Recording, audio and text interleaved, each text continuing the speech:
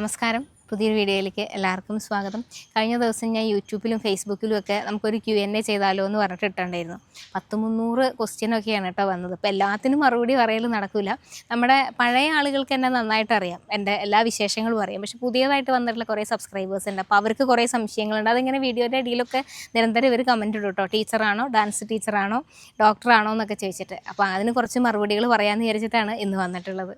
ഏറ്റവും കൂടുതൽ ആളുകൾ ചോദിച്ചത് പേരെന്നാ, നാട് എവിടെയാണെന്നൊക്കെ. അതെന്നാ വെച്ചാൽ റീല് കാണുന്ന ആളുകൾ എന്നെ പറ്റിയുള്ള ഡീറ്റെയിൽസ് ഒന്നും അവർക്ക് അറിയില്ലല്ലോ. അങ്ങനെയുള്ളവരാണ് കൂടുതലായിട്ട് ചോദിക്കുക. അപ്പോൾ എൻ്റെ പേര് സൗമ്യ എന്നാണ്. നാട് എറണാകുളം ജില്ലയിൽ മലയാറ്റൂർ ഇല്ലിത്തോട് എന്ന് പറയും. സ്ഥലത്തിന് അത്ര ഫേമസ് ആയിട്ടുള്ള സ്ഥലമൊന്നുമല്ല, പക്ഷേ മലയാറ്റൂർ പള്ളിയൊക്കെ എല്ലാവർക്കും അറിയാമല്ലോ. അപ്പോൾ അവിടെ നിന്ന് കുറച്ചും കൂടി മുന്നിലേക്ക് പോകണം. ഇല്ലിത്തോട് എന്നാണ് പറയുക. ഒരുപാട് മനുഷ്യർ പല നാടുകളിൽ നിന്ന് വന്ന് കുടിയേറി പാർക്കുന്ന ഒരു സ്ഥലമാണ്. ഞങ്ങളും അങ്ങനെ കുടിയേറി പാർത്തവരാണ്. അവിടെയാണ് ജനിച്ചതും വളർന്നതും ഒക്കെ. ഫേസ്ബുക്കിലായാലും യൂട്യൂബിലായാലും 2-3 റിപ്പീറ്റ് വന്ന ഒരു കമൻറ്റാണിത്. നിങ്ങളിങ്ങനെ വീഡിയോ എടുക്കാൻ പോകുമ്പോൾ എല്ലാ സ്ഥലത്തെ ഭക്ഷണവും നല്ലതായിരിക്കില്ലല്ലോ, അപ്പോൾ അതെന്ത് ചെയ്യും എന്നുള്ളത്. ശരിയാണ്, പലയിടത്ത് ചെല്ലുമ്പോഴും നമ്മൾ പോകുന്നത് എങ്ങനെയാണ്, ആരെങ്കിലുമൊക്കെ നമ്മളോട് പറയുകയാണ് ഇങ്ങനെ ഒരു സ്ഥലത്ത് നല്ല ഫുഡുണ്ട്, നിങ്ങളൊരു വീഡിയോ എടുക്കൂ എന്ന് പറഞ്ഞിട്ടാണ് നമ്മൾ അവിടേക്ക് എത്തുന്നത്. അപ്പോൾ അവിടെ ചിലരോട് ചെല്ലുമ്പോൾ നമുക്ക് ഒരു ചെറിയ വൃത്തിയില്ലായ്മ തോന്നും, അല്ലെങ്കിൽ ഭക്ഷണം കഴിക്കുന്ന സമയത്ത് അത് ഇഷ്ടപ്പെടാതിരിക്കുകയൊക്കെ ചെയ്യും. അപ്പോൾ നമ്മളെന്താ ചെയ്യുക, ആ വീഡിയോ നമുക്ക് ക്യാമറ എടുക്കുന്നതും എഡിറ്റ് ചെയ്യുന്നതും ഒക്കെ നമ്മൾ പേയ്മെൻറ്റ് കൊടുത്തിട്ട് ചെയ്യിപ്പിക്കുന്നതാണ്. അപ്പോൾ അതിന് വേണ്ടി പൈസ കൊടുത്ത് ആ വീഡിയോ എഡിറ്റ് ചെയ്ത് ഞാൻ പോസ്റ്റ് ചെയ്ത് നിങ്ങളെല്ലാവരും കൂടെ എന്നെ വിളിക്കണ ചീത്ത അതും കൂടി ഞാൻ കേൾക്കണ്ടേ. എന്തായാലും ഞാൻ പറയുമ്പോൾ കുറേ പേരൊക്കെ കഴിക്കാൻ പോകുന്നുണ്ട്. അവിടെ ചെല്ലുമ്പോൾ കൊള്ളില്ലാത്ത ഫുഡാണെങ്കിൽ സ്വാഭാവികമായും നിങ്ങളുടെയും പൈസയ്ക്ക് വിലയുള്ളതാണ്. അപ്പോൾ അതുകൊണ്ട് ഞാൻ അത്തരം വീഡിയോസ് നമ്മൾ അവിടെ നിന്ന് തന്നെ ഡിലീറ്റ് ചെയ്ത് വിടും. അതിൻ്റെ ഒരു തമാശ എന്നാന്ന് വെച്ചാൽ 250 കിലോമീറ്ററൊക്കെ ദൂരം നമ്മൾ ഇതുപോലെ ഒരു വീഡിയോയ്ക്ക് വേണ്ടിയൊക്കെ ട്രാവൽ ചെയ്ത് ചിലപ്പോൾ പോകും കേട്ടോ. കാരണം അത്രയും നമ്മളിങ്ങനെ റിക്വസ്റ്റ് ചെയ്യും, ചേച്ചി ഒന്ന് വരുമോ പ്ലീസ്, ഒരു വീഡിയോ എടുത്ത് തരുമോ എന്നൊക്കെ ചോദിച്ചിട്ടാണ് ചിലപ്പോൾ ചെല്ലുന്നതേ. അപ്പോൾ അവിടെ എത്തി നമ്മുടെ ഒരു വീഡിയോൻ്റെ ഒരു പാറ്റേൺ എന്ന് പറയുന്നത്, ചെന്ന് കഴിയുമ്പോൾ തന്നെ ആ ആളുടെ ഒരു ബൈറ്റ് എടുക്കും. അവരോട് നമ്മൾ സംസാരിക്കുമല്ലോ, ഇങ്ങനെ എത്രയാ വില അങ്ങനത്തെ കാര്യങ്ങളൊക്കെ. അത് സംസാരിച്ച് കഴിഞ്ഞതിന് ശേഷമാണ് ഞാൻ എൻ്റെ ഇൻട്രോ ഷൂട്ട് ചെയ്യുക. ആ ഇൻട്രോയും ഷൂട്ട് ചെയ്ത് കഴിഞ്ഞ് അവിടുത്തെ കുറച്ച് കുക്കിങ്ങും ഒക്കെ ഷൂട്ട് ചെയ്ത് കഴിഞ്ഞതിന് ശേഷമാണ് ഭക്ഷണം കഴിക്കുക. അപ്പോഴേക്കും നമ്മൾ ഏകദേശം ഒരു 1.5-2 മണിക്കൂർ അവിടെ സ്പെൻഡ് ചെയ്തിട്ടുണ്ടാവും കേട്ടോ. അപ്പോൾ ഇത് കഴിഞ്ഞ് ഭക്ഷണം എടുത്ത് ഇങ്ങനെ വായിൽ വെക്കുമ്പോഴാണ് നമ്മൾക്കൊരു വശപ്പശക് അല്ലെങ്കിൽ എന്തോ ഒരു ഇഷ്ടക്കേടൊക്കെ വരിക, അല്ലെങ്കിൽ ഇത് പ്രൊമോട്ട് ചെയ്യാൻ വേണ്ടി പറ്റില്ല എന്നൊക്കെ തോന്നുക. അപ്പോൾ എന്തായാലും നമ്മൾ ഭക്ഷണമല്ലേ, കളയാൻ പാടില്ലല്ലോ. അപ്പോൾ വീഡിയോ എടുക്കൽ അവിടെ നിർത്തും. ക്യാമറാമാൻ്റെ അടുത്ത് പറയും ഇനി ഷൂട്ട് ചെയ്യേണ്ട, നമുക്ക് ഓക്കെ അല്ല ഇതെന്ന് പറയും. ഭക്ഷണം കഴിക്കും, ഭക്ഷണത്തിൻ്റെ പൈസ കൊടുക്കും. എന്നിട്ട് അവരോട് പറയും ഇങ്ങനെ നമ്മൾക്കിത് പറഞ്ഞാൽ ആളുകൾ വരുമ്പോൾ നല്ല ഫുഡ് കൊടുക്കാൻ പറ്റിയിട്ടില്ലെങ്കിൽ അത് മോശമാണല്ലോ, എൻ്റെയും ഒരു ക്രെഡിബിലിറ്റീനെ ബാധിക്കുന്ന ഒരു കാര്യമാണ്. അപ്പോൾ അതുകൊണ്ട് ഞാൻ അങ്ങനെ തന്നെ പറഞ്ഞു, വളരെ സ്നേഹത്തിൽ ഇനി ഒരു ദിവസം വരാം, കുറച്ചുകൂടി ഒന്ന് നന്നാക്കൂ എന്നൊക്കെ പറഞ്ഞിട്ട് ഞങ്ങൾ ഇറങ്ങി പോന്നിട്ടുള്ള ഒരുപാട് സന്ദർഭങ്ങളുണ്ട്. ചിലതൊക്കെ പാതിരാത്രിയൊക്കെ, കാരണം തട്ടുകടകളുടെയൊക്കെ ഷൂട്ടിനൊക്കെ നിന്നിട്ട് രാത്രി ഉറക്കമൊക്കെ കളഞ്ഞ് നമ്മൾ ഇത്രയും ദൂരം ട്രാവൽ ചെയ്ത് പോയിട്ടൊക്കെ പറ്റിയിട്ടുള്ള ഒരുപാട് സ്ഥലങ്ങളുണ്ട്. അപ്പോൾ എല്ലാ വീഡിയോയും എടുക്കുന്നത് മുഴുവനും നമ്മളിങ്ങനെ പോസ്റ്റ് ചെയ്യുന്നില്ല. നല്ലതാണ്, പോസ്റ്റ് ചെയ്താൽ നിങ്ങൾ കഴിക്കാൻ പോയാൽ നിങ്ങളുടെ കയ്യിൽ പൈസ നഷ്ടം വരില്ല, അല്ലെങ്കിൽ അത് വേറൊരു തരത്തിൽ നെഗറ്റീവ് വരില്ല എന്ന് ഉറപ്പുള്ളത് മാത്രമേ നമ്മൾ പോസ്റ്റ് ചെയ്യാറുള്ളൂ. നമ്മളെ യൂട്യൂബ് ചാനലിലെ ഒരു സ്ഥിരം പ്രേക്ഷകയാണ് അപർണ. അപ്പോൾ അപർണ ഇങ്ങനെ ചോദിച്ചു, അപർണയ്ക്ക് എന്നെ എല്ലാ കാര്യങ്ങളും അറിയാം. അതുകൊണ്ട് അപർണ, എനിക്ക് വേറൊന്നും ചോദിക്കാനില്ല ചേച്ചി, ഈ യൂട്യൂബിൻ്റെ വരുമാനം കൊണ്ട് ചേച്ചിയുടെ ട്രാവൽ എക്സ്പെൻസും അല്ലെങ്കിൽ ഇവരുടെ സാലറി എല്ലാം കൂടി നടക്കുമെന്നാണ് ചോദിച്ചത്. ഒരിക്കലും ഇല്ല പറഞ്ഞ അത് മാത്രം വെച്ചുകൊണ്ട് എനിക്കെന്നല്ല, ഈ ചെറിയ രീതിയിൽ ഇപ്പോൾ ഫുഡ് അങ്ങനത്തെ ചാനൽ നടത്തണം ആർക്കും തന്നെ നടക്കില്ല. അതിന് ഒന്നാമത്തെ കാര്യം എന്ന് വെച്ചാൽ യൂട്യൂബും ഫേസ്ബുക്കും ഒക്കെ പണ്ട് ഉണ്ടായിരുന്നതിനേക്കാളും നേരെ പകുതിയായിട്ട് വരുമാനം കുറച്ചിട്ടുണ്ട്. ഇപ്പോൾ ഒരുപാട് ചാനലുകാരൊക്കെ വന്നുകൊണ്ടൊക്കെ ആയിരിക്കാം. അപ്പോൾ അതുകൊണ്ട് ഇപ്പോൾ അത് കുറച്ചു. ഒപ്പം നമ്മളിങ്ങനെ കേരളത്തിൽ പല ജില്ലകളിലൂടെ യാത്ര ചെയ്യുമല്ലേ, അപ്പോൾ നമുക്ക് ട്രാവൽ എക്സ്പെൻസ് തന്നെ നല്ലൊരു പൈസ വരും. നമ്മൾ പോകുന്ന സ്ഥലങ്ങളിലൊക്കെ ഭക്ഷണത്തിൻ്റെ പൈസ ഞാൻ പറയാറുണ്ടല്ലോ, ഫ്രീ ആയിട്ട് ഭക്ഷണം കഴിക്കാറില്ല. അപ്പോൾ ഭക്ഷണത്തിന് പൈസ കൊടുക്കേണ്ടി വരും. ചിലയിടത്തൊക്കെ അത് മാത്രം പോരാതെയും വരും, ചെറിയ സഹായങ്ങളും കൂടി ചിലപ്പോൾ കൊടുക്കേണ്ടി വരും. അപ്പോൾ അതിനൊക്കെ നമുക്ക് പൈസ വേണം, പൈസ ഇല്ലാതെ ഒരു കാര്യങ്ങളും നടക്കില്ല. അങ്ങനെ ആവുമ്പോൾ ഈ യൂട്യൂബിൽ നിന്ന് കിട്ടുന്നത് വെച്ച് ചിലപ്പോഴൊക്കെ ഇവരുടെ സാലറി മാത്രമേ കൊടുക്കാൻ പറ്റില്ല. എൻ്റെ സാലറി പോലും ചില മാസങ്ങളിലൊന്നും എടുക്കാൻ പറ്റാറില്ല. അപ്പോൾ എന്ത് ചെയ്യുന്നത് വെച്ചാൽ ഇൻസ്റ്റാഗ്രാമിൽ നമ്മൾ ചെറിയ രീതിയിലുള്ള പ്രൊമോഷൻസ് ഒക്കെ ചെയ്യും, പെയ്ഡ് പ്രൊമോഷൻസ്. അതിപ്പോൾ ഇൻസ്റ്റാഗ്രാമിൽ തന്നെ കാണുന്നവർക്കറിയാം, ലുലു പോലെയുള്ള അങ്ങനത്തെ ബ്രാൻഡായിട്ടുള്ള QRS അങ്ങനെയുള്ള ഷോപ്പിൻ്റെയൊക്കെ ചില ഫർണിച്ചർ കടകളോ അല്ലെങ്കിൽ ബ്യൂട്ടി പാർലറുകളുടെയൊക്കെ പ്രൊമോഷൻസ് നമ്മൾ ചെയ്തു കൊടുക്കും. അപ്പോൾ അതിൽ നിന്ന് കിട്ടുന്ന പൈസയും യൂട്യൂബിൻ്റെ, ഇത് രണ്ടും കൂടെ വെച്ചിട്ടാണ് ഇപ്പം മുന്നോട്ടേക്ക് പോയിക്കൊണ്ടിരിക്കുന്നത്. യൂട്യൂബിൽ നമ്മൾ ഇപ്പോൾ ചാനൽ തുടങ്ങിയിട്ട് ഈ ജൂലൈ വരുമ്പോൾ 2026 ജൂലൈ വരുമ്പോൾ 4 വർഷം കംപ്ലീറ്റ് ചെയ്യുകയാണ്. 830 പുറത്ത് സബ്സ്ക്രൈബേഴ്സ് ഉണ്ട്. ഇതുവരെ ഒരൊറ്റ പെയ്ഡ് പ്രൊമോഷൻ പോലും യൂട്യൂബിനകത്ത് ഞാൻ പോസ്റ്റ് ചെയ്തിട്ടില്ല. ഇനി പോസ്റ്റ് ചെയ്യാനും പോണില്ല. അതിനിപ്പോൾ എത്ര ബുദ്ധിമുട്ട് വന്നാലും എന്തൊക്കെ വന്നാലും അത്തരം സാധനങ്ങൾ ഞാൻ എടുക്കുന്നില്ല. കാരണം നമ്മുടെ ചാനലിൽ കാണിക്കുന്ന കുറേ പഴയ മനുഷ്യരും പഴയ രുചിക്കാഴ്ചകളും നാട്ടുമ്പുറവും ഒക്കെയാണ്. അപ്പോൾ അതിൻ്റെ ഇടയിൽ പരസ്യങ്ങൾ മീൻസ് ഇങ്ങനത്തെയുള്ള പെയ്ഡ് ഷൂട്ടുകൾ വേണ്ട എന്നുള്ളത് ചാനൽ തുടങ്ങുമ്പോൾ തീരുമാനിച്ചൊരു തീരുമാനമാണ്. ആ തീരുമാനത്തിൽ തന്നെയാണ് ഇപ്പോഴും പോണത്. അപ്പോൾ എന്തായാലും അത് ഞാൻ ചെയ്യാൻ ഉദ്ദേശിക്കുന്നില്ല. ഒരുപാട് ആളുകൾ ചില ഹോസ്പിറ്റലുകൾ അല്ലെങ്കിൽ അത്തരത്തിലുള്ള ഇപ്പോൾ പർപ്പിൾ പോലെയുള്ള ബ്യൂട്ടി ബ്രാൻഡുകൾ അങ്ങനെയുള്ള സാധനങ്ങളൊക്കെ നമുക്കിങ്ങനെ ചോദിക്കും. പ്രോഡക്റ്റ് ലിപ്സ്റ്റിക്കോ അല്ലെങ്കിൽ ഏതെങ്കിലും തരത്തിലുള്ള ഫൗണ്ടേഷൻ്റെയൊക്കെ പരസ്യം ചെയ്യാവോ എന്നൊക്കെ ചോദിക്കും. നല്ല പൈസയാണ്. കാരണം 50,000 1,00,000 വരെയൊക്കെ അവർ ഓഫർ ചെയ്യുന്നുണ്ട്.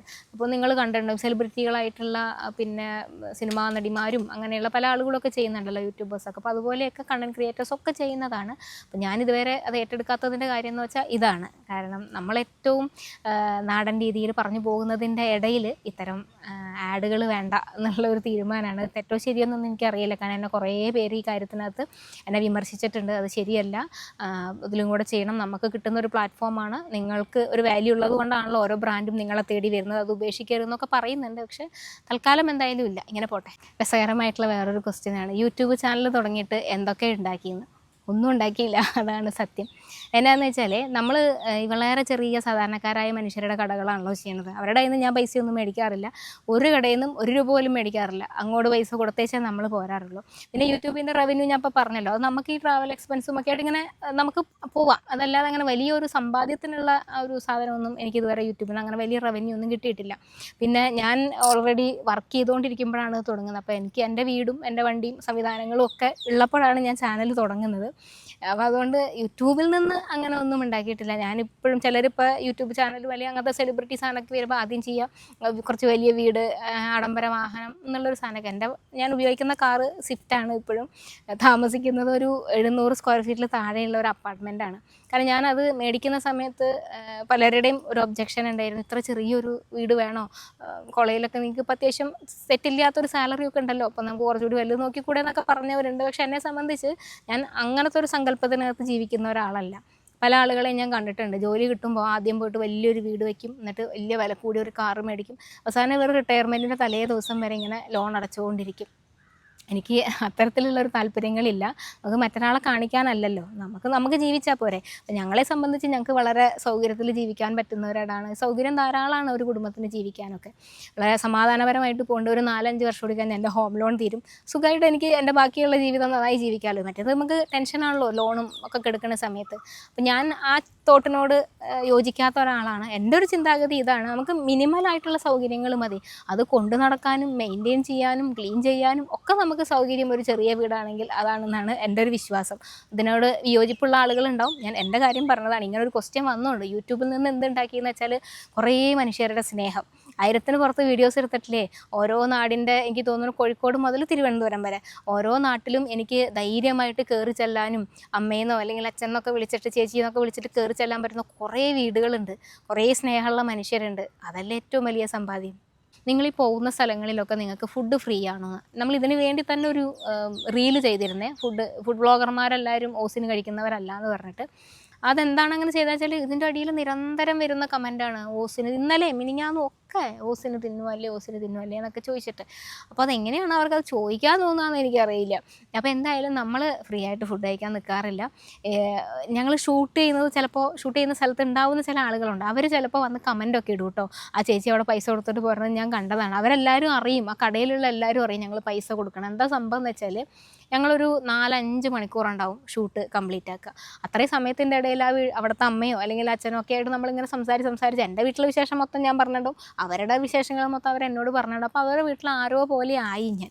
അപ്പോൾ പൈസ പിന്നെ മേടിക്കാൻ ഭയങ്കര പാടാണ്. അപ്പോൾ പറയും ഞങ്ങളെ മക്കൾക്ക് കൊടുക്കണ മാതിരി അല്ലേ എന്നൊക്കെ പറഞ്ഞിട്ട് ഒരു തരത്തിലും പൈസ മേടിക്കില്ല. ക്യാഷായിട്ട് കൊടുക്കേണ്ടോടാണെങ്കിൽ മേടിക്കില്ല. പിന്നെ നമ്മളിങ്ങനെ പറഞ്ഞ് നിർബന്ധിച്ച് ഇല്ലാണ്ട് പോവില്ല എന്നൊക്കെ പറഞ്ഞിട്ട് ഞങ്ങൾ പോവില്ല, ഞങ്ങളിവിടെ നിൽക്കും, അന്ന് അവിടെ നിന്നോ 2 ദിവസം കഴിഞ്ഞ് പോകാമെന്നൊക്കെ പറയും. അങ്ങനെ വഴക്കുണ്ടാക്കിയിട്ടൊക്കെയാണ് പൈസ കൊടുക്കുക. അത് അവരുടെ സ്നേഹവും കൊണ്ടാണ്. ജീപ്പേൻ്റെ മറ്റേ സ്കാനറൊക്കെ എടുത്ത് ഒളിപ്പിച്ച് വെച്ച സംഭവമൊക്കെ ഉണ്ട്, അതായത് നമ്മൾ സ്കാൻ ചെയ്ത് പൈസ ഇടാതിരിക്കാൻ വേണ്ടിയിട്ടൊക്കെ. അങ്ങനെയൊക്കെ അത്രയും നിർബന്ധിച്ചിട്ടാണ്. ഒരിക്കലും ഒരു സ്ഥലത്തുനിന്നും ഞാൻ ഫുഡ് കഴിച്ചിട്ട് എത്രയാണ് പൈസ എന്ന് വെച്ചാൽ ഇവരാരും എൻ്റെ അടുത്ത് പറയൂല, കൃത്യം പൈസയും പറയൂല, ഒന്നും പറയില്ല, ഇടണ്ട എന്നേ പറഞ്ഞിട്ടുള്ളൂ ഇന്നേ വരെ. അത് എനിക്ക് കിട്ടിയിട്ടുള്ള ഒരു സ്നേഹവും കൂടിയല്ലേ.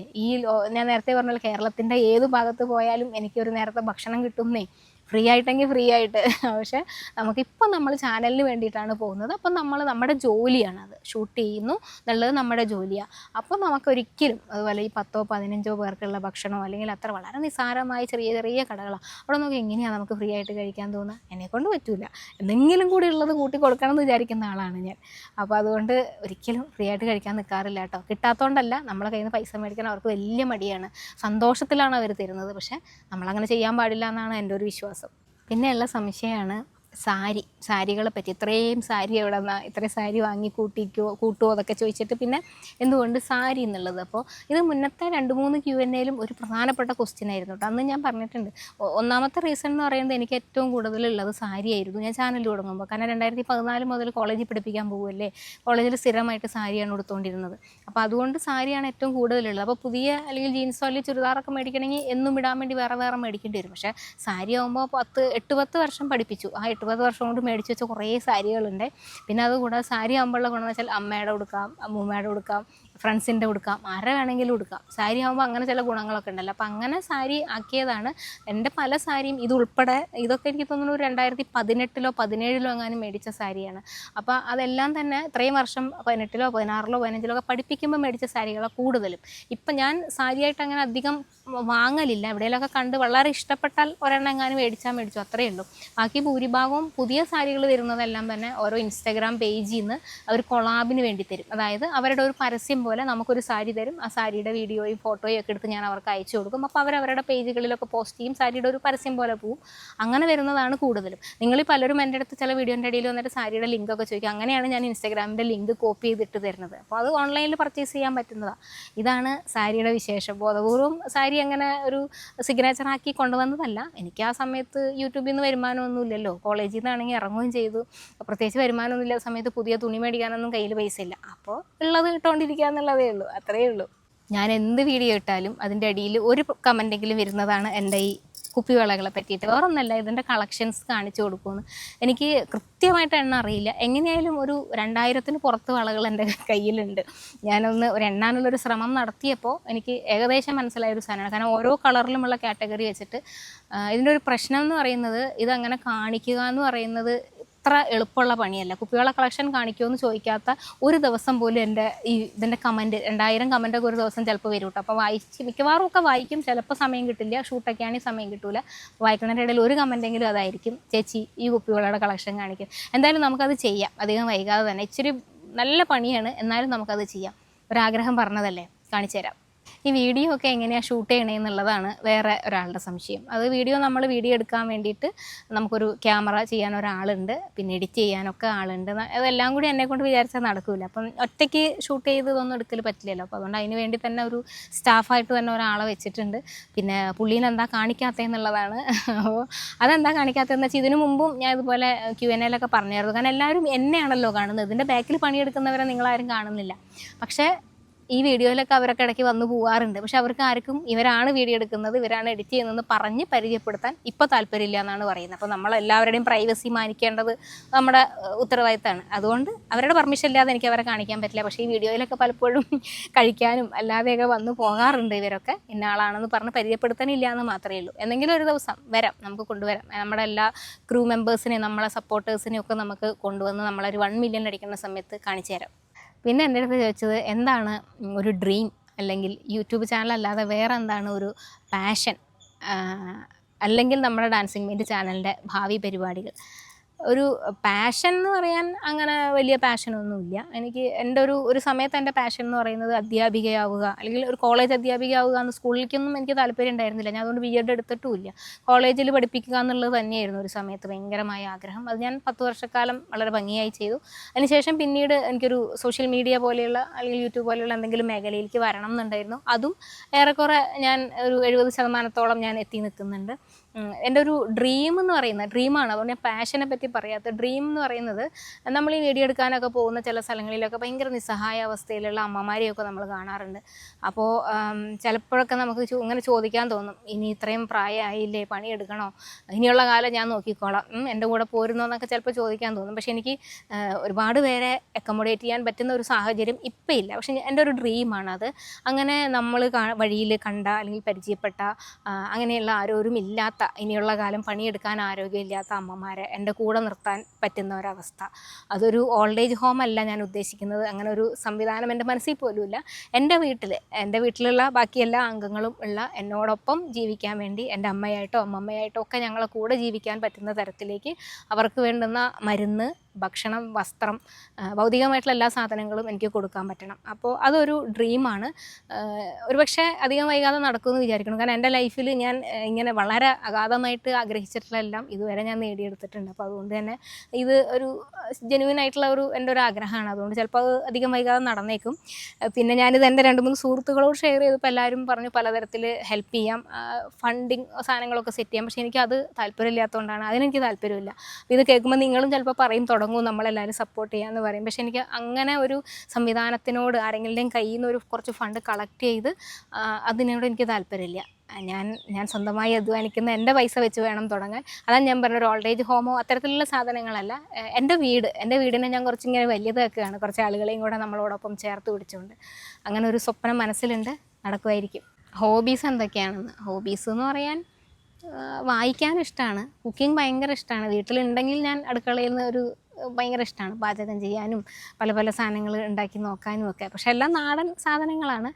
അതൊക്കെയാണ് ഹോബീസ്. വായിക്കാൻ ഭയങ്കര ഇഷ്ടമാണ്. ഇപ്പോൾ ഒരു നല്ലൊരു പുസ്തകം കിട്ടിയാൽ 1-2 ദിവസം കൊണ്ട് എനിക്കത് തീർത്തില്ലെങ്കിൽ എനിക്ക് ഭയങ്കര, അതുപോലെ സ്ത്രീപക്ഷ എഴുത്തുകാരെ അത്തരത്തിലുള്ള പുസ്തകങ്ങളൊക്കെ ഭയങ്കര ഇഷ്ടമാണ്. അതാണ് കൂടുതലും വായിക്കാമെന്ന് എനിക്ക് തോന്നുന്നു. വായന ഭയങ്കര ഇഷ്ടമുള്ള ഒരാളാണ്. സമയക്കുറവുകൊണ്ട് ചിലപ്പോഴൊക്കെ നമ്മളത് കയ്യിൽ നിന്ന് പോകുന്നേ ഉള്ളൂ. പിന്നെ കഴിക്കാൻ ഏറ്റവും ഇഷ്ടമുള്ള ഫുഡ്, അതിപ്പോൾ എന്ന് ചോദിച്ചാലും എന്നെ ഏത് രാജ്യത്ത് കൊണ്ടിട്ടാലും എനിക്ക് ചോറും മോരുകറിയും, മീൻ വറുത്തത് വേണം നിർബന്ധമൊന്നുമില്ല, ഉണ്ടെങ്കിൽ കഴിക്കാത്തതേ ഉള്ളൂ. ചോറും ഒരു മോരുകറിയും തന്നാൽ ഞാൻ കംഫർട്ടബിൾ. 3 നേരം തന്നാലും ഞാൻ കഴിക്കും. എനിക്ക് അത്തരം പ്രശ്നങ്ങളൊന്നുമില്ല. ഇനിയിപ്പോൾ ഇപ്പുറത്ത് വേറെ ഏതെങ്കിലും ബിരിയാണിയോ അല്ലെങ്കിൽ ഇപ്പുറത്ത് ചോറും മോരുകറിയും വെച്ചാൽ എന്നോട് ഏത് വേണമെന്ന് ചോദിച്ചാൽ ഞാൻ ആ ചോറും മോരുകറിയും തന്നെ എടുക്കുകയുള്ളൂ. കാരണം അത്രയും ഇഷ്ടമുള്ള വേറെ ഒന്നും എനിക്ക് തോന്നണില്ല. ഇത് തന്നെയാണ് ഏറ്റവും ഇഷ്ടമുള്ള ഫുഡ്. പിന്നെ എന്ത് ടീച്ചറാണെന്നുള്ളത് കുറേ ആളുകളുടെ സംശയവും ചിലവർ വിചാരിച്ച് വെച്ചിരിക്കുന്നതുമാണ് ഞാൻ ഡാൻസ് ടീച്ചറാണെന്ന്. അതെന്താണ് അങ്ങനെ വിചാരിച്ചതെന്ന് അറിയില്ല. ഞാൻ ഡാൻസ് ടീച്ചറല്ല, ഞാൻ സംസ്കൃതമാണ് പഠിപ്പിച്ചുകൊണ്ടിരുന്നത്. അതും സ്കൂളല്ല, കോളേജിലായിരുന്നു, യൂണിവേഴ്സിറ്റിയിലായിരുന്നു. ശ്രീ ശങ്കരാചാര്യ സംസ്കൃത സർവകലാശാലയിൽ തിരുവനന്തപുരം പ്രാദേശിക കേന്ദ്രത്തിലാണ് പഠിപ്പിച്ചുകൊണ്ടിരുന്നത്. കുറേ വർഷം പഠിപ്പിച്ചു. അങ്ങനെ ഇരിക്കുമ്പോഴാണ് ചാനൽ തുടങ്ങുന്നത്. അപ്പോൾ ഡാൻസ് ഞാൻ പഠിച്ചിട്ടുണ്ട് എന്നേ ഉള്ളൂ. അപ്പോൾ ചിലപ്പോൾ ഒരുപക്ഷെ എൻ്റെ ഈ ചലനങ്ങളിലോ അല്ലെങ്കിൽ എൻ്റെ കണ്ണുകൊണ്ടുള്ള എക്സ്പ്രഷനിലോ ഒക്കെ ഒരുപക്ഷെ ഒരു ഡാൻസറുടെ സാധനം വന്നുകൊണ്ടാവും ചിലപ്പോൾ അങ്ങനെ ചോദിച്ചിട്ടുണ്ടാവുക. ഇതുപോലെ കഴിഞ്ഞ ദിവസം ഒരു വീഡിയോൻ്റെ കാര്യത്തിൽ സംസാരിച്ച ഒരാൾ, അതിനകത്ത് അവരിങ്ങനെ നിങ്ങൾ ഡാൻസറാണല്ലോ എന്നുള്ളത്. അപ്പം ഞാൻ പറഞ്ഞു ഞാൻ ഡാൻസറല്ല, എൻ്റെ പ്രൊഫഷൻ അതല്ല. അപ്പോൾ ഞാൻ ടീച്ചിങ് ആണ്. പുള്ളി വീണ്ടും നിങ്ങൾ ഡാൻസ് ടീച്ചറല്ലേ? ഞാൻ വീണ്ടും പറയില്ല, ഞാൻ ഡാൻസ് ടീച്ചറല്ല, ഞാൻ സാൻസ്ക്രിറ്റിലായിരുന്നു എന്ന് പറഞ്ഞിട്ട് ഞാൻ അങ്ങനെ പറഞ്ഞു കൊടുക്കുക. അപ്പോൾ കുറേ പേർക്ക് അങ്ങനെ ഒരു തെറ്റിദ്ധാരണയുണ്ട് കേട്ടോ. ഞാൻ ഡാൻസ് പഠിച്ചിട്ടുണ്ട്, അത്യാവശ്യം കുറച്ച് പ്രോഗ്രാമൊക്കെ ചെയ്തുകൊണ്ടിരുന്നതുമാണ്. പിന്നെ കൊറോണ വന്ന സമയത്ത് അതങ്ങനെ മൊത്തത്തിൽ സ്റ്റോപ്പായി. പിന്നെ ചാനൽ തുടങ്ങി, അങ്ങനെ അതങ്ങ് വഴിയിൽ ഉപേക്ഷിച്ചു. അപ്പോൾ അതുകൊണ്ട് സംസ്കൃതം ടീച്ചറാണ്. ഇപ്പോൾ പഠിപ്പിക്കാൻ പോകുന്നുണ്ടോ എന്നുള്ളത് കുറേ പേരുടെ സംശയമാണ്. ഇപ്പോൾ പഠിപ്പിക്കാൻ പോകുന്നില്ല. എന്താണെന്ന് വെച്ചാൽ കുറച്ച് കാലം ആദ്യത്തെ തുടക്ക സമയത്തൊക്കെ നമ്മൾ ക്യാമ്പസും യൂട്യൂബ് ചാനൽ രണ്ടും കൂടെ മുന്നോട്ട് കൊണ്ടുപോയിക്കൊണ്ടിരുന്നു. അന്നൊക്കെ പക്ഷേ തിരുവനന്തപുരത്ത് മാത്രമാണ് വീഡിയോസ് ചെയ്തുകൊണ്ടിരുന്നത്. ഇപ്പോൾ പക്ഷെ അതല്ലല്ലോ, പലയിടത്തും യാത്രയുണ്ട്. മിക്കവാറും ആഴ്ചയിൽ ഒരു ദിവസമെങ്കിലും ഞാൻ എറണാകുളം, ആലപ്പുഴ, തൃശ്ശൂരൊക്കെ പോയി വരുന്നുണ്ട്. അപ്പോൾ എനിക്ക് അതിൻ്റെ ഒരു പ്രശ്നമുണ്ട്. യാത്രയും ജോലിയും രണ്ടും നമുക്ക് നന്നായി കൊണ്ടുപോകാൻ പറ്റില്ല. അപ്പോൾ ഏതെങ്കിലും ഒന്ന് മാറ്റി നിർത്തേണ്ടി വന്നതുകൊണ്ട് തൽക്കാലത്തേക്ക് ഒരു ബ്രേക്ക് എടുത്തിരിക്കുകയാണ്. ഞാൻ ജോലി ഉപേക്ഷിച്ചിട്ടില്ല. തൽക്കാലം നമ്മൾ ചാനലിൻ്റെ കാര്യങ്ങളിലാണ്. ഇനിയിപ്പോൾ അതൊക്കെ ടീച്ചിങ്ങിലേക്ക് പോകാനൊരു മനസ്സ് വരുന്ന സമയത്ത് തിരിച്ച് പോവുക തന്നെ ചെയ്യും. കാരണം ഞാൻ ഒരുപാട് പഠിച്ച് കഷ്ടപ്പെട്ടൊക്കെ നേടിയെടുത്തതാണ് എൻ്റെ ഈ വിദ്യാഭ്യാസ യോഗ്യതകളൊക്കെ. അത്ര എളുപ്പത്തിലെടുക്കാൻ പറ്റുന്നൊരു സംഗതിയല്ലല്ലോ. അപ്പോൾ അതുകൊണ്ട് തിരിച്ച് ഞാൻ ഉറപ്പായിട്ടും എൻ്റെ ജോലിയിലേക്ക് ഞാൻ തിരിച്ചു വരും. അല്ലെങ്കിൽ ആ ഫീൽഡ് ഞാൻ ഒരിക്കലും വിട്ടുകളയില്ല. അധ്യാപനം അല്ലെങ്കിൽ അക്ഷരം പറഞ്ഞു കൊടുക്കൽ എന്നൊക്കെ പറയുന്നത് ഭയങ്കര പ്രൗഡായിട്ടുള്ള ഒരു ജോലിയാണ്, അത് ഏതൊരാളെ സംബന്ധിച്ചും. അപ്പോൾ അതുകൊണ്ട് അതങ്ങനെ കളയില്ല. പക്ഷെ ഇപ്പോൾ നമ്മൾ ചാനലിൻ്റെ കുറച്ച് കാര്യങ്ങളിലാണ്. അപ്പോൾ അത് കുറച്ച് തിരക്കായി നിൽക്കണോണ്ട് പറ്റണില്ല. പിന്നെ എന്തുകൊണ്ട് തിരുവനന്തപുരത്ത് മാത്രം ഇവിടെ ഭയങ്കര കാറ്റാണ് കേട്ടോ, നല്ല വെയിലും ഉണ്ട് അതുപോലെ തന്നെ കാറ്റും ഉണ്ട്. എന്തുകൊണ്ട് തിരുവനന്തപുരത്ത് മാത്രം വീഡിയോസ് നിൽക്കണോ, അല്ലെങ്കിൽ തിരുവനന്തപുരത്തെ വീഡിയോസ് കൂടുതൽ വരണോ എന്നുള്ളത് ചോദ്യം. ഇപ്പോൾ അതിന് മാറ്റം വന്നിട്ടുണ്ട്. ഇപ്പോൾ നമ്മൾ എല്ലാ ജില്ലയും ഏകദേശം കവർ ചെയ്തുകൊണ്ടിരിക്കുകയാണ്. പക്ഷേ മോസ്റ്റ്ലി നമ്മുടെ ചാനലിൽ മൊത്തത്തിൽ നോക്കിയാൽ തിരുവനന്തപുരത്തെ വീഡിയോസ് ആയിരിക്കും കൂടുതൽ. അതിൻ്റെ കാരണം എന്താണെന്ന് വെച്ചാൽ ഞാൻ കുറേ വർഷങ്ങളായിട്ട് ഇവിടെ ജീവിക്കുകയാണ് ജോലിയുടെ ഭാഗമായിട്ട്. അപ്പോൾ കുഞ്ഞിനെയൊക്കെ ഇവിടുത്തെ സ്കൂളിലാണ് മോനെ ചേർത്തിട്ടുള്ള. മോന് 9ാം ക്ലാസ്സിലാണ് പഠിക്കുന്നത്, പിന്നെ അടുത്ത 10ാം ക്ലാസ്സുകാരനാണ്. അപ്പോൾ അവൻ്റെ വിദ്യാഭ്യാസവും അവൻ്റെ കാര്യങ്ങളൊക്കെ ഇവിടെ ആയതുകൊണ്ട് ഞാനിപ്പോൾ ഇവിടെ തന്നെ നിൽക്കുക. അവിടെ നാട്ടിൽ വീടും ബാക്കി എല്ലാ സാധനങ്ങളും അവിടെ ആണെങ്കിലും നമുക്കിവിടെ തിരുവനന്തപുരം ഇപ്പോൾ എനിക്ക് നാട് പോലെയായി. അപ്പോൾ ഞാൻ ഇവിടെ നിൽക്കുന്നതുകൊണ്ടാണ് കൂടുതൽ വീഡിയോസ് ഇവിടെ നിന്ന് വരുന്നത്. മറ്റു ജില്ലകൾ കവർ ചെയ്യാൻ മാക്സിമം നോക്കുന്നുണ്ട്. എപ്പോഴും എനിക്കുള്ള പരാതിയാണ് കണ്ണൂർ ഭാഗത്തേക്ക് വരുന്നില്ല എന്നുള്ളത്. അങ്ങനെ കണ്ണൂരിനോട് എന്തെങ്കിലും പ്രത്യേക ഇഷ്ടക്കേട് ഉണ്ടായിട്ടല്ല. നമ്മൾക്ക് ഞാൻ മുന്നത്തെ വീഡിയോയിലൊക്കെ ഞാൻ പറഞ്ഞതുപോലെ ഒരു സ്ത്രീ ആവുമ്പോൾ ഉണ്ടാകുന്ന കുറേ പരിമിതികളുണ്ട്. അപ്പോൾ അതെനിക്ക് എന്തായാലും ഉണ്ടാവുമല്ലോ. നമുക്ക് യാത്ര ചെയ്യാനും വീട്ടിലെ കാര്യങ്ങളും എല്ലാം നടക്കണമല്ലോ. അപ്പോൾ എനിക്കതുകൊണ്ട് കുഞ്ഞിൻ്റെ കാര്യങ്ങൾ, അവൻ്റെ വിദ്യാഭ്യാസം, പ്രത്യേകിച്ച് ആൺകുട്ടികളാണ്, നല്ലോണം ശ്രദ്ധിക്കണം. ഇനി ഒരു 10ാം ക്ലാസ് ഒന്ന് ജയിപ്പിച്ചെടുക്കണ്ടേ, ട്യൂഷനും കാര്യങ്ങളൊക്കെ ഉണ്ട്. അപ്പോൾ അതിൻ്റെ തിരക്കുള്ളത് കൊണ്ടാണ്. മാത്രമല്ല നമുക്കിപ്പോൾ ഇടുക്കി ആയാലും കോട്ടയം തൃശ്ശൂരായാലും എനിക്ക് വേണമെങ്കിൽ രാവിലെ പോയിട്ട് രാത്രിക്കുള്ളിൽ തിരിച്ചെത്താൻ പറ്റും. പക്ഷെ കണ്ണൂർക്ക് പോകാമെന്ന് വെച്ചാൽ നമുക്കൊരു 10-12 മണിക്കൂർ യാത്ര തന്നെ വരുന്നുണ്ട്. അപ്പോൾ അത്രയും ദൂരത്തേക്ക് നമ്മൾ വരുമ്പോൾ ഒരു 4-5 വീഡിയോ എങ്കിലും കിട്ടിയില്ലെങ്കിൽ നഷ്ടം. കാരണം ഇവരെയും കൊണ്ടൊക്കെയാണല്ലോ വരുന്നത്, ക്യാമറ ചെയ്യുന്ന അവരെയൊക്കെ കൊണ്ടല്ലേ വരുന്നത്. അപ്പോൾ നമുക്കത് നഷ്ടമാണ്. ഒരു 4-5 വീഡിയോ എങ്കിലും കിട്ടി 3-4 ദിവസം അവിടെ നിൽക്കാൻ പറ്റണം. അങ്ങനെ വീഡിയോസ് ഒന്നും എനിക്ക് ഇതുവരെ ആരും കണ്ണൂർ ഭാഗത്തുനിന്ന് അയച്ചു തന്നിട്ടില്ല. ആകെ ഒരു ചെറിയ 2 കടകളുടെ വീഡിയോ മാത്രമാണ് നമുക്ക് ലിസ്റ്റ് തയ്യാറാക്കി വെച്ചേക്കണേലുള്ളൂ. അപ്പോൾ നിങ്ങൾ കണ്ണൂരുകാരുണ്ടെങ്കിൽ അത്തരം കടകളൊക്കെ അയച്ചു തരും. നമ്മൾ എടുക്കണത് പോലത്തെ, നമുക്ക് വലിയ അങ്ങനത്തെ കടകൾ വേണ്ട, സാധാരണ നാടൻ ഭക്ഷണം എന്താണോ കണ്ണൂരിൻ്റെ തനത് രുചി അതാണ് നമുക്ക് വേണ്ടത്. അത്തരം കടകളൊക്കെ ഉണ്ടെങ്കിൽ പറയൂ. ഒരു 5 വീഡിയോ ആയാൽ അടുത്ത യാത്ര കണ്ണൂർക്കാണ്. ഇനിയിപ്പോൾ വെക്കേഷനാണല്ലോ വരുന്നത്, യാത്ര ചെയ്യാനുള്ള സമയമൊക്കെ ഉണ്ട്. ശ്രീജ ചോദിച്ചൊരു ചോദ്യമാണ്, ടീച്ചറായിട്ടും പിന്നെ എങ്ങനെ ഇങ്ങനൊരു പ്രൊഫഷൻ തിരഞ്ഞെടുത്തു എന്ന്. അങ്ങനെ കരുതി കൂട്ടി ഒരു ഫുഡ് ബ്ലോഗർ ആയേക്കാം എന്ന് വിചാരിച്ച് വന്ന ആളൊന്നും അല്ല കേട്ടോ ഞാൻ. നമ്മുടെ കൊറോണ സമയം മുതൽ ക്ലാസ്സുകളൊക്കെ ഓൺലൈനായ സമയത്തെ എനിക്ക് ഒരു മെൻ്റലി ചെറിയൊരു ഡിപ്രഷൻ പോലെയൊക്കെ വരാൻ തുടങ്ങി. കാരണം ക്യാമ്പസിൽ പോകുന്നില്ല, എവിടെയും പോകുന്നില്ല, നമ്മൾ ആരെയും കാണുന്നില്ല, ആരുമായിട്ട് കമ്മ്യൂണിക്കേറ്റ് ചെയ്യുന്നില്ല. കുട്ടികൾക്ക് ക്ലാസ് എടുക്കുന്നുണ്ട്, ഓൺലൈൻ ത്രൂ ആണ്, അതും വീഡിയോ കോളല്ല, ഓഡിയോയിലാണ് ക്ലാസ് എടുക്കുക. ഇവരപ്പുറത്തുണ്ടോയെന്ന് പോലും അറിയാതെ ക്ലാസ് എടുക്കുന്ന കുറേ കാലഘട്ടങ്ങളിലൊക്കെ ഒരുപാട് സമയം അന്നേരം ഫ്രീ ആണ്, വേറെ എവിടെയും പോകുന്നില്ല, വീട്ടിൽ തന്നെയാണല്ലോ. അങ്ങനെ ഇരുന്ന് ചിന്തിച്ചപ്പോൾ തോന്നിയൊരു ചിന്തയാണ് ചാനൽ, ഒരു യൂട്യൂബ് ചാനൽ. അന്നും കുക്കിംഗ് വ്ളോഗ്സ് ആണ് ഉദ്ദേശിക്കുന്നത്. പക്ഷെ പിന്നീട് അത് ഞാൻ കുറച്ച് കഴിഞ്ഞ് ക്യാമ്പസ് റീഓപ്പൺ ആയി, വീണ്ടും ക്യാമ്പസിൽ പോയി. ഞാൻ NSSൻ്റെ പ്രോഗ്രാം ഓഫീസറൊക്കെ ആയിരുന്നു ക്യാമ്പസിൽ. അപ്പോൾ നല്ല തിരക്ക് ക്യാമ്പസിൽ ചെന്ന് കഴിഞ്ഞാൽ ഉണ്ടാവുമല്ലോ ഉറപ്പായിട്ടും. അപ്പോൾ അങ്ങനെ തിരക്കുകളിലൊക്കെ പെട്ട് ഇതങ്ങ് വിട്ടുപോയി. വീണ്ടും ഒരു ആലോചന വന്നു ചാനൽ. അപ്പോഴേക്കും ഈ ഫുഡ് ബ്ലോഗൊക്കെ കുറച്ച് ട്രെൻഡിങ്ങിൽ വന്നൊരു സമയമാണ് 2022-ലൊക്കെ. ഒരുപാട് ബ്ലോഗർമാരൊന്നുമില്ല, പ്രത്യേകിച്ച് സ്ത്രീകളാരും തന്നെ ഈ മേഖലയ്ക്കകത്തില്ല. അപ്പോൾ എനിക്ക് തോന്നി ഒന്ന് ചെയ്താലോ എന്ന് തോന്നി. അങ്ങനെ വെറുതെ തമാശയ്ക്ക് തുടങ്ങിയ ഒരു കാര്യമാണ്, ഒട്ടും സീരിയസ് അല്ല. ഇതിനകത്തുനിന്ന് എന്തെങ്കിലും റവന്യൂ കിട്ടുമെന്നോ, അല്ലെങ്കിൽ ഇത് പിന്നീട് കേരളത്തിൽ എന്നിപ്പോൾ ഞാൻ ഏത് വഴി പോലും ആളുകൾ എന്നെ തിരിച്ചറിയുന്ന തരത്തിലേക്ക് മാറുമെന്നോ ഒന്നും എൻ്റെ ഒരു വിദൂര സ്വപ്നത്തിൽ പോലും ഇല്ലാത്തൊരു കാര്യമാണ്. വെറുതെ തമാശയ്ക്ക്, അതുകൊണ്ടാണ് ജോലിയും ഇതും കൂടി കൊണ്ടുപോയത്. പിന്നെ ഒരു സ്റ്റേജ് കഴിഞ്ഞപ്പോഴാണ് ചാനൽ ആളുകൾ ഒരുപാട് പേരെ ഏറ്റെടുക്കുകയും ഇത് പല ആളുകൾക്ക് പലതരത്തിൽ സഹായമാവുന്നുണ്ട്. നമുക്കും അതൊരു സോഷ്യൽ സർവീസ് പോലെ ആയി തീർന്നപ്പോൾ ഫുൾ ടൈമായിട്ട് ഇതിലേക്ക് വന്നത്. കരുതി കൂട്ടി അങ്ങനെ വന്നതല്ല. പിന്നെ നമ്മുടെ ചാനലിൻ്റെ പേരാണ്. ഇതിന് മറുപടി പറഞ്ഞ് ഞാൻ തോറ്റതാണ്. ചാനൽ, നമുക്ക് വന്ന ഇൻ്റർവ്യൂ, ഇൻസ്റ്റാഗ്രാം, എല്ലായിടത്തും എല്ലാവരും എഴുതിയിടുന്നതാണ് ഫുഡ് ചാനലിന് എന്തുകൊണ്ട് ഡാൻസിങ് മൈൻഡ് എന്നൊരു പേജ്. ഇതാണ് സംശയം, സ്വാഭാവികമായിട്ടുള്ളൊരു സംശയമാണ്. എല്ലാവരും ഫുഡുമായി റിലേറ്റ് ചെയ്തിട്ടുള്ള എന്തെങ്കിലും പേരൊക്കെയാണല്ലോ ഇടുക. അപ്പോൾ എൻ്റെ ഒരു കാര്യം എന്ന് പറയുന്നത് ഡാൻസിങ് മൈൻഡ് എന്നുള്ളൊരു സാധനമാണ്. അതായത് മനസ്സ് നൃത്തം വെക്കുന്ന സ്ഥലം, അല്ലെങ്കിൽ മനസ്സിൻ്റെ നൃത്തം എന്നൊക്കെ ഉള്ളൊരർത്ഥം വരാൻ വേണ്ടിയിട്ടാണ് അങ്ങനെ ഇട്ടത്. കാരണം നമ്മൾ കാണിക്കുന്ന വീഡിയോയിൽ വെറുതെ ഫുഡ് മാത്രമാവില്ല. യൂട്യൂബിനകത്ത് നിങ്ങൾ വീഡിയോസ് കാണുമ്പോൾ ഒരുപാട് പഴയ കാലഘട്ടങ്ങൾ ചിലപ്പോൾ നിങ്ങളെ ഓർമ്മപ്പെടുത്തിയേക്കും. അല്ലെങ്കിൽ നിങ്ങളുടെ കുട്ടിക്കാലത്തിൽ നിങ്ങൾ കണ്ട അറിഞ്ഞ രുചികൾ, കാഴ്ചകൾ, ഓർമ്മകൾ ഒക്കെ ഇതിനകത്തുണ്ടാവും. അങ്ങനെയുള്ള ചില നഷ്ടബോധങ്ങൾ, നമുക്ക് നഷ്ടപ്പെട്ടു പോയ ഒരു കാലഘട്ടം ഒക്കെ ഉണ്ടാവും. അപ്പോൾ അതൊക്കെ നിങ്ങളുടെ മനസ്സിനെ സന്തോഷിപ്പിക്കുന്നുണ്ടെങ്കിൽ, അങ്ങനെ നിങ്ങളുടെ മനസ്സ് നൃത്തം വയ്ക്കുന്നുണ്ടെങ്കിൽ ആ ഇടമാവട്ടെ നമ്മുടെ ഡാൻസിങ് മൈൻഡ്. അത്രേ ഉദ്ദേശിച്ചിട്ടുള്ളൂ. അങ്ങനെ ഒരു വൈഡായിട്ടുള്ള ഒരർത്ഥത്തിലാണ് ഡാൻസിങ് മൈൻഡ് എന്ന് പറയുന്ന ഒരു പേര് തീരുമാനിക്കുന്നത്. പക്ഷേ ഇപ്പോഴത്തെ പ്രശ്നം എന്ന് വെച്ചാൽ പല ആളുകൾക്കും ഡാൻസിങ് എന്ന് കേൾക്കുമ്പോൾ ഡാൻസ് ചെയ്യുന്നത് എന്ന് മാത്രമേ മൈൻഡ് എന്നുള്ള വാക്ക് പലരും ശ്രദ്ധിക്കില്ല. അപ്പോൾ എൻ്റെ അടുത്ത് ഇങ്ങനെ ചോദിക്കും, ഡാൻസിങ് മൈൻഡ് എന്ന് പറഞ്ഞിട്ട് എന്തിനാണ് ഫുഡിൻ്റെ വീഡിയോ, ഡാൻസ് വീഡിയോ ഇടാത്തത് എന്തെന്നൊക്കെ ചോദിക്കും. അപ്പോൾ മനസ്സ് നൃത്തം വയ്ക്കട്ടെ, മനസ്സ് നൃത്തം വയ്ക്കുന്ന ഇടമാവട്ടെ എന്നൊക്കെയാണ് ഉദ്ദേശിക്കുന്നത്. അപ്പോൾ ഇത്രയൊക്കെയാണ് ഏകദേശം. ഞാൻ പറഞ്ഞില്ലേ ഫേസ്ബുക്കിലും യൂട്യൂബിലും കൂടെ 300 അടുപ്പിച്ച് ഉണ്ടായിരുന്നു. പിന്നെ പല ക്വസ്റ്റ്യൻസും റിപ്പീറ്റ് ക്വസ്റ്റ്യൻസ് ആണ്. അപ്പോൾ പിന്നെ ഒരുപാട് വട്ടം പറഞ്ഞത്, എനിക്ക് തോന്നി 4ാമത്തെ എങ്ങാണ്ട് Q&A ഒരുപാട് വട്ടം പറഞ്ഞതല്ലേ, അപ്പോൾ അതുകൊണ്ട് പിന്നെ ഞാൻ റിപ്പീറ്റ് ചെയ്യുന്നില്ല. അതിൽ നിന്ന് പറ്റുന്നതാണ് 23 ക്വസ്റ്റ്യൻ ഞാനൊരു നോട്ട്ബുക്കിൽ എഴുതി കൊണ്ടുവന്ന് അത് ഓരോന്ന് നോക്കിയിട്ടാണ് ഇപ്പോൾ ഞാനിങ്ങനെ ആൻസർ ചെയ്തുകൊണ്ടിരുന്നത്. നമ്മുടെ വീഡിയോയിലൂടെ ഞാനൊരു സ്ഥലത്തും നമ്മളെ ചാനൽ സപ്പോർട്ട് ചെയ്യണമെന്നോ സബ്സ്ക്രൈബ് ചെയ്യണമെന്നോ ലൈക്ക് ചെയ്യണമെന്നോ കമൻറ്റ് ചെയ്യണമെന്നോ ഷെയർ ചെയ്യണമെന്നോ ഒന്നും ഞാൻ പറയാറില്ല.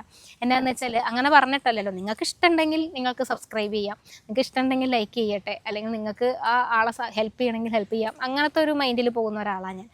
അങ്ങനെ പറയാതെ തന്നെ നമ്മുടെ ചാനലിനോടൊപ്പം കൂടിയ ആളുകളാണ് നിങ്ങൾ ഓരോരുത്തരും. ഇപ്പോൾ ഏകദേശം 8.5 ലക്ഷത്തിലേക്ക് നമ്മൾ നടക്കുകയാണ് യൂട്യൂബിൽ. ഫേസ്ബുക്കിലാണെങ്കിൽ 4 ലക്ഷത്തിലേക്കും പോവുകയാണ്. അപ്പോൾ നിങ്ങളുടെ ഒരു സപ്പോർട്ട്, ചില സമയത്തൊക്കെ എന്നെ ആരെങ്കിലും ഒന്ന് മോശമായി പറഞ്ഞാലൊക്കെ പെട്ടെന്ന് നിങ്ങൾ ചെയ്യുന്ന റിയാക്ഷൻ, എനിക്ക് തരുന്ന ഒരു സപ്പോർട്ട്, ചിലപ്പോഴൊക്കെ നമുക്ക് തോന്നി നിർത്താം, ഇനി ചാനൽ വേണ്ട, നാളെ മുതൽ വീഡിയോ എടുക്കാൻ പോകുന്നില്ല, എനിക്ക് എന്തിനാണ് ഞാൻ ഈ വല്ലവരുടെയും വായിലിരിക്കുന്നതൊക്കെ കേൾക്കണമെന്നൊക്കെ തോന്നുന്ന അത്തരം സമയത്തൊക്കെ നിങ്ങൾ തരുന്നൊരു പിൻബലമുണ്ട്. അത് എടുത്തു പറയാൻ പറ്റില്ല കേട്ടോ, കാരണം അത്രയ്ക്കാണത്. ചിലപ്പോൾ നിങ്ങൾക്ക് അപ്പോൾ ഇടുന്ന ഒരു കമൻറ്റ് മാത്രമായിരിക്കും, പക്ഷെ അത് എനിക്ക് തരുന്ന ഒരു ശക്തിയുണ്ട്. ആ പറയുന്നവർ പറയട്ടെ എന്ന്, ടീച്ചർ അത് മെയിൻ ചെയ്യേണ്ട, പറയുന്നവർ പറഞ്ഞിട്ട് പോട്ടെ എന്നൊക്കെ പറയുന്ന ആ സാധനം ഭയങ്കര ഒരു സപ്പോർട്ടാണ്, ശക്തിയാണ്. ഈ കഴിഞ്ഞ ദിവസവും ഞാൻ അത്തരം ഒരു സാധനം ഫേസ്ബുക്കിൽ ഷെയർ ചെയ്തായിരുന്നു. അപ്പോൾ എന്ത് പെട്ടെന്നാണ് നിങ്ങളതിനൊക്കെ റിയാക്ട് ചെയ്യുന്നത് എന്നുള്ളതാണ്. അപ്പോൾ എല്ലാ സ്നേഹത്തിനും തിരിച്ച് ഒരുപാട് സ്നേഹം, ഒപ്പം നന്ദി.